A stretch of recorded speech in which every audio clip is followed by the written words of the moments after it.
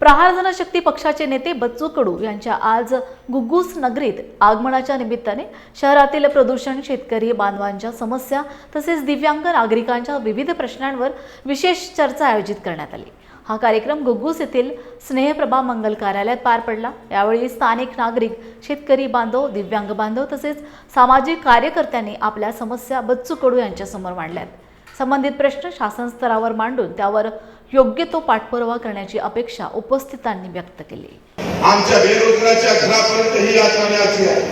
11 तालुके पिंजून काढायचे आहे, प्रचंड मेहनत करायची आहे। मागच्या कर्जमाफीला आम्ही 350 सभा घेतल्या, 70,000 किलोमीटर आम्ही गाडीचा प्रवास केला, 11 दिवस उपोषणाला बसलोय आणि 550 किलोमीटर पैसा खर्च करून चालला तेव्हा सरकारने कर्जमाफी दिली।